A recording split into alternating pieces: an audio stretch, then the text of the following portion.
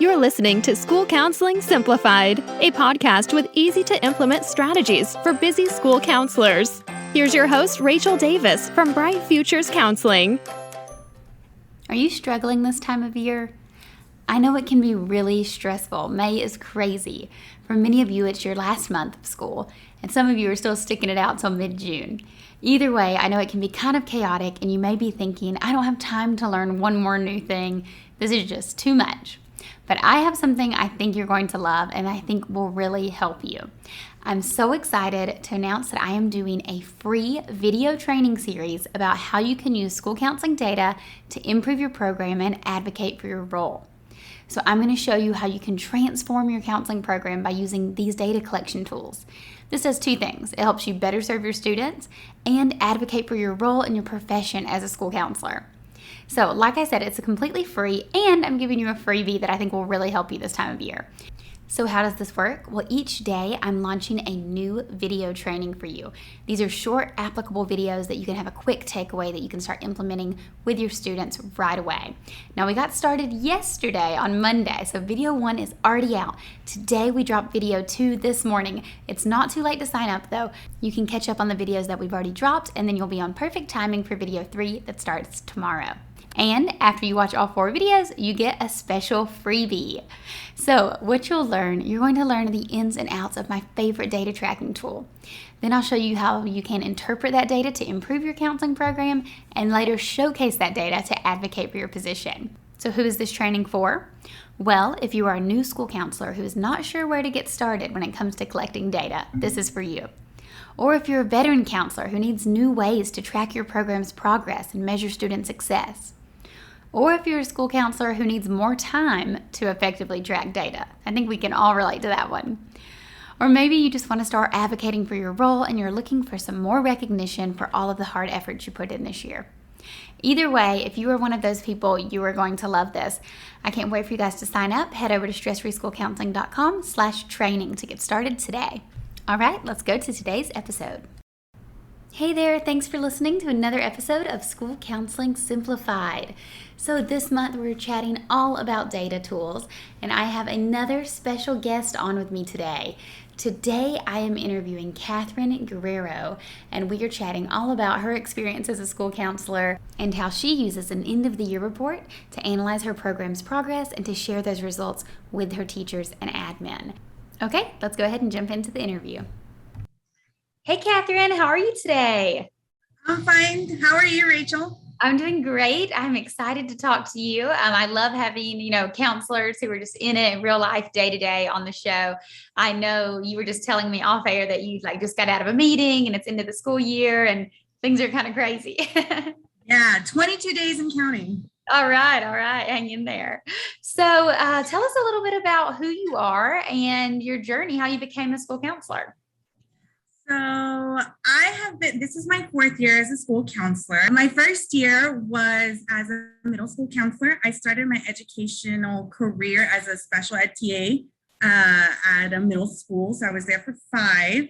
At the time, at my 2nd year there was an incident with some students.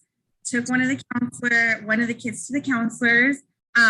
She just kind of looked at me like, okay, what am I supposed to do? And this kind of took the student in, closed the door, and I'm like, okay, I know what I want to do with the rest of my life. So that's when I decided to apply for grad school. It took me a while to find a position. It took me about a year, just hunting and just, it was difficult because they're looking for someone with experience, but how am I supposed to get the experience if you're not giving me the chance? So that was where I was kind of pushed against a wall. So I finally did that middle school position. They never had an actual full-time counselor at the time. So I was kind of building a program with the other counselor for a little bit of time. And it was just, it was tough because they didn't really know how to use a counselor at that point. So then finally, from encouragement from my awesome boyfriend, he said, you know what, this position popped up. Take this chance. And it was a part-time position. So I was taking a pay cut and I was like, okay, you know what? I'll do it. And I did the position. I've been here at this school for 3 years, and now I'm officially full-time this year. So Congratulations. thank you. It's been kind of a roller coaster, finally getting a full-time position that's about 5-10 minutes away from my house, as opposed to today. Yeah. That's amazing. Yes, I used to commute like 1 hour. So that is a treat, 5 or 10 minutes. Yeah, it's amazing. I love it. You're like, okay, I can go get coffee and then just go on my way. Yeah, except I will say the one thing good about living far is I never like ran into students and parents outside of school, because that can be awkward sometimes. It is. I've seen someone at the grocery store and they're like, oh, aren't you? And I'm like, yes, hi, how are you? And awkward sometimes, but it's funny. Yeah, that is funny. Well, thank you so much for sharing your journey. I love that you had that like pivotal moment of when you decided like, that's what I need to be doing. Yeah, because I haven't had the best experience with counselors from middle school to high school, and just seeing that working in the school is like, you know what, I need to make a change. And I hope that by eventually, just working with the students, they see that I'm here for them, and they see that, just because you're in trouble, I always tell them whenever they come in here, you're never in trouble. I'm just trying to help you work through your feelings. So I tell all the kids, I'm your feelings teacher. You have your regular teacher, and then you have me to work on your feelings. That's how and they understand it when I put it that way. Yeah, no, I love that. I love that. So tell us, what is something that you love about your job? That aha moment that students get when you're like working on whatever it is, it's self-control or just changing your thoughts and feelings and how that affects your actions. And then they see it, they're like, oh, I get what you're trying to tell me. I get what we're doing here. That's like the most rewarding thing. And then hearing it click in the classrooms, and then teachers telling me, it's like, it's working. Like whatever you're doing, I see the improvement in my students. And that's just like my favorite part, just hearing that. Yes, I love that too, the light bulb moment, right? Like, and you can see it and you're like, oh, finally, yes. Yeah. And it's even better when you hear the same feedback from like parents or teachers, and they're like, oh, we noticed they started doing this, after they started seeing you for counting. Yeah. So one of the groups that I run that I really love using is your Stress Busters and Grow. Oh, yeah. One, I've used that in turn. So I've been using the Stress Busters with my kids. And we cut out the little things, and I have them, okay, what is one that you do? I lay them all out, and I have them like just picking and choosing, and I put them in a little envelope. So then they tell the teachers, okay, this is what's going on. This is what I'm using. So when I'm pulling it out, I'm not paying attention. This is what I'm doing because I work with Miss G and I know what I'm supposed to be doing. So like the teachers appreciate that too, that they have an additional tool that they can use there. I love that, like making a little toolbox with them. Yeah. And then the resource you're talking about, I'll link to in the show notes if anyone's curious. But I was actually talking to one of my best friends as a teacher at the school I was working at. And he was saying the new counselor is doing something similar, how she has these cards, like a coping skills kind of card. And then the kids this was more like a card to signal that they needed a break, but without like drawing a lot of attention or disruption. So they would kind of lay it on their desk. And then the teacher knew that the students who had the cards, like to take them seriously and to give them a break, because the card was issued by the counselor. Because I guess they had a lot of students who were like, I need a break, like kind of, taking advantage of it. So this was a cool way for the kids who really needed it. They had, in order to get the cards, they had to have checked in with the counselor ahead of time and, talked about some coping strategies. And then they put it on the desk, and it's just like a silent indicator, like, hey, I need a break. And that way they're not disrupting the class. They're getting the break they need, and they're able to communicate with the teacher. So I thought that was a great idea. Yeah. Especially having that communication with the teachers and having them understand, okay, this is what, they're not just coming in here to play. We're actually doing some work, and we're giving them resources to be able to use outside. It's like, okay, they see that it's actually beneficial for them to come and not just taking them out of like whatever curriculum that they're doing. So it's still, and hopefully it makes it better for them inside the classroom too. Yeah, absolutely. Absolutely. So that's something you love. I love that. But we all know there are challenges. So what do you find most challenging about your job as a school counselor? I think what's been difficult, especially this year, is additional duties that we've had to do this year. And aside from that, we've had a lot of transition at my school with like admin and getting new admin. So just doing the additional duties has been a little more challenging, which I know a lot of the counselors, even within my district, have done a lot this year. So just being able to have that open communication with admin and saying, okay, this is where my time, and that's like using the data and showing them the data, like, okay, this is where my time, but this is where I would like to use my time. It's just getting everything put together and just presenting it like that too. And understand where I'm better utilized has been challenging this year. But now with my new admin, it's just like, she gets it. Like it's been awesome. It's just being able to openly communicate with the admin about where I'm supposed to be. Mm-hmm. No, I'm sure tons of counselors relate to that struggle. I know everyone's like, I love the counseling. It's all the other stuff I have to do. But and I love you kind of alluded to using the data to really showcase like where you're needed. And we're going to talk about that a little more deeply here in a second. But before we get there, tell me, what's something that you're proud of that your counseling program did this school year? One has been a little, I've tried to think about it, but just being able to have a set schedule. Like I mentioned earlier, I was a part-time counselor for a real long time, and for 1 year. And then for the past 2 years, I was kind of split between two schools. So it was very hard to divide, like, okay, this is where I'm supposed to do this time. This is where I'm supposed to do this time at this school, and just dividing my time. So now having an actual set schedule every day, like Mondays we do this, Tuesdays this, Wednesday, just having something set into stone and being able to be like, okay, when I see my kids, they're like, okay, I know I'm supposed to meet with you at this time, and they know what it is that where they're supposed to be at, and actually having something set into stone is, like I said, it's been my first full year here. So it's kind of a work in progress. So now that I have something established, it's going to run a lot smoother next year. Awesome. Yeah. Now that's such a relief, I'm sure. That's great. And you're putting in the work now to get your schedule established. So next year it'll just be easier and easier. Yeah. So you said you have 22 days left, right? Yes. So tell us, what are you most looking forward to about summer break? Probably just slowing down.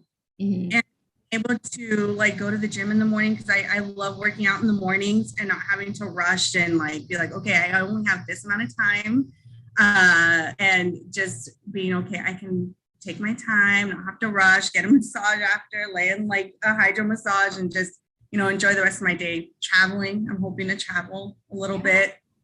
Since last summer it wasn't the easiest, and then spring break I was out with sick. So it's just been like, I finally get to go and just do stuff for me. It'll be nice. Yes. That sounds nice. So you are one of our Impact members. So for the listeners, that's my school counseling membership program. And you are a longtime Impact member. Mm-hmm. So tell us, why did you sign up for Impact in the first place? So at the time, I felt like I was just having a difficult time coming up with things for my students. And I believe I joined back in like March of 2021. So we were just about to come back from hybrid. No, we were supposed to come back in person. So like on a hybrid schedule. Mm-hmm. And so I had students that I was doing virtual counseling with, and I was going to start seeing them in person. I'm like, okay, I have resources, but I feel like I was kind of jumbled all over the place. So seeing that we would get like SEL lessons and groups and just individual like tier 3 stuff. And it's just, it was nice to just have something curated to just be able to pull and be like, okay, yeah, I'll have to like prep a little bit, but at the end of the day, it's going to be easier to just pull from something and to say, okay, this is what we're going to work on today. Yes. Just building that resource library for sure. Yeah. I know you're one of our first members. I did not know that. I think so, because we launched in March 2021. Yeah. I think it was March or April, around there. Yeah. Yeah, that's great. So what do you love about Impact or like about Impact now? So we are at my school. We're technically a first year PBIS school. Mm-hmm. So kind of like the fact that when you put the resources, they're tier 1, 2, and 3, you actually curate that. So like my tier 2 students. Like I know, like I mentioned earlier, it was like the stress busters. I believe you had that on there. I've used like the coping strategies from last summer, like I think it was June or May or something, where it's like the coping strategies for summer, which at the time, there were some students that were online only. So I would like share it with them and just work with them that way, just as a reminder. Some of the lessons like the growth mindset, I've used that a lot this year. So I just like the fact that there's like different tiers and I can say, okay, this is, and go to my principal, this is a tier 1 lesson, this is a tier 2 thing, this is a tier 3 curriculum. I know there's a recent one that's a trauma individual that I'm looking forward to. So just everything that's curated in that way makes it just so much easier, especially because we're moving more into PBIS next school year. Yeah, definitely. It gives you like a model to show your admin. Like I'm not just like pulling things willy-nilly, like I have a clear plan here. Yes. And I like that you mentioned that you've been using some of the resources like over and over again. And then there's some that you haven't used yet, but you like have saved.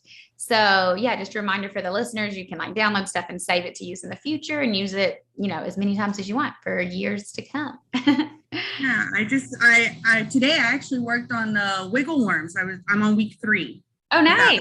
I love that. that. Yeah, that was fun. And just having them like understand like, oh, okay, I know what this is. We did choices and consequences today and able to like, okay, this is what's going to happen. Okay, this is not good. This is good. This is what I need to do. This will be a better choice. So just having it like catered to the little ones, it's nice to see. Yeah, that one's super visual.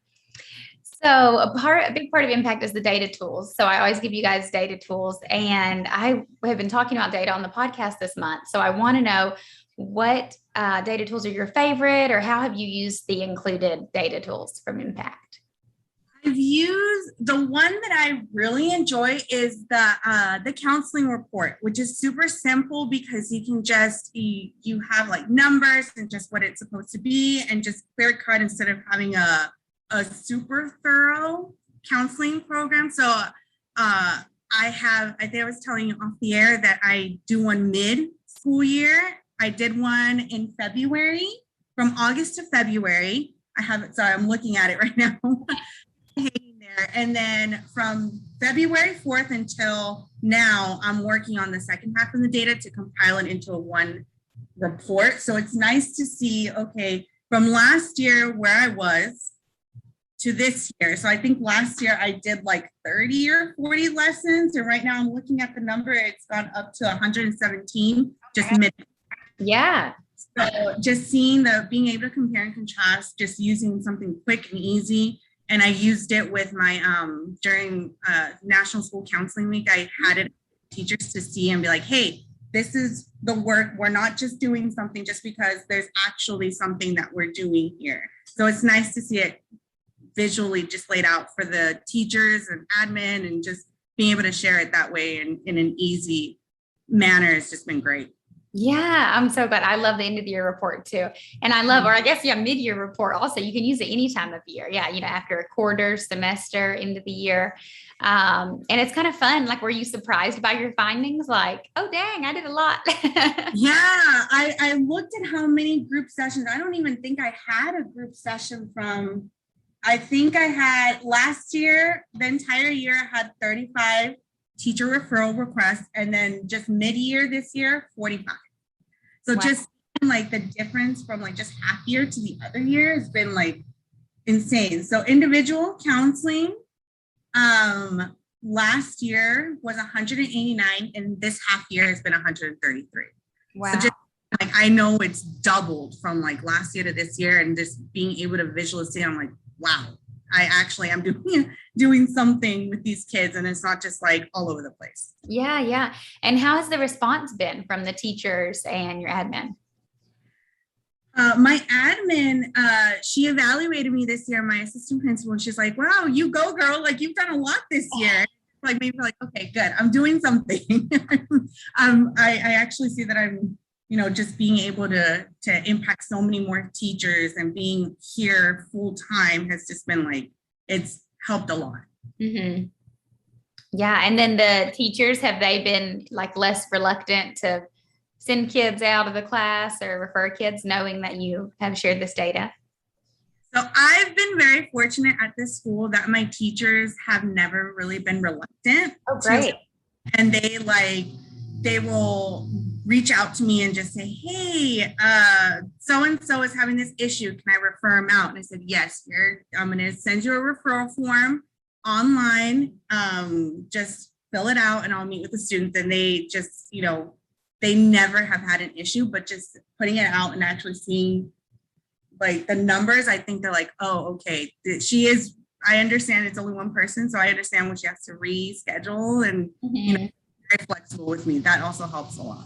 That's amazing. Oh, I'm so glad that it's been such a game changer for you. And now you're compiling your total year. So that'll be awesome. You'll have to let us know how it goes. Yeah. I'm excited to see what the difference is from mid-year to even now and see how much more I've done. Yeah, definitely. And it's interesting to see, like month by month, semester by semester, like, are you seeing more groups in the fall and more individuals in the spring or vice versa? Or, Yeah, it'll be interesting. I never even thought about it that way. It's like, what happens more? Is it more individual towards the end of this year, or is it more groups? That I haven't even thought of that. Or both. Yeah, or both. Yeah.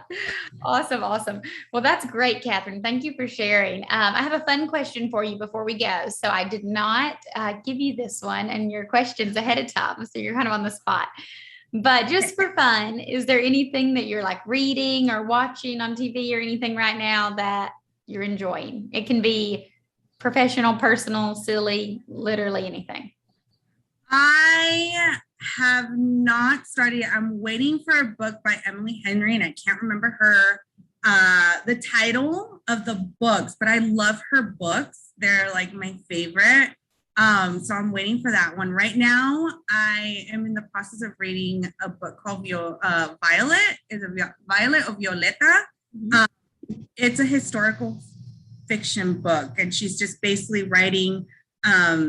It's like 100 years of her life, and she's writing these letters to her grandson about her life and like what she's gone through. So it's really interesting just to like see how they put it, like, oh, well, she's been through like a Spanish flu pandemic and she's gone through like her entire life. Just, it's really interesting. I never really thought of a book like that. It's really, I really enjoy it. Nice. Thanks for sharing. We'll link to that in the show notes if anyone's interested. I like historical fiction too. Yeah. Who's another one that really like, it's Taylor Jenkins Reid. I love her. Historical fiction. Yeah, I've gotten, me and my friend had like a semi book club together, and I've like given her suggestions of that, and we've like discussed it. She's like, oh my God, you were so right about this book. Like, and you live in Southern California. I live in Southern California. Yeah, and all her books kind of take place in Southern California. Yes. Yeah. Her latest one was Malibu Rising, and so great. I read that one too. Yeah, she's great. I loved that one. And the Seven Husbands of Evelyn Hugo. That was my favorite one.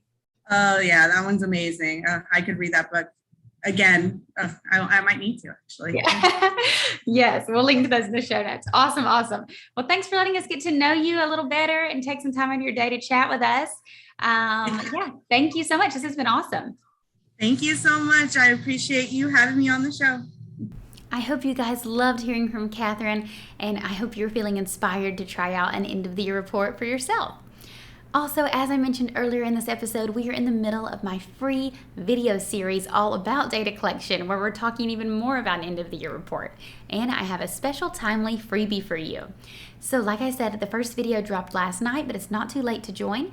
Head over to stressfreeschoolcounseling.com/training to sign up, and you can catch yesterday's video as well as today's. And then we'll have 2 more and you can get your freebie. It's a really awesome video series, and I think you guys are going to love it. And like I said, it's absolutely free. Okay, I'll talk to you next week. Thanks for listening to School Counseling Simplified. You can find the links from today's episode in the show notes. If you'd like to connect with Rachel, she's on Instagram and Teachers Pay Teachers at Bright Futures Counseling. Be sure to subscribe to the podcast so you don't miss any episodes of School Counseling Simplified. Talk to you next week.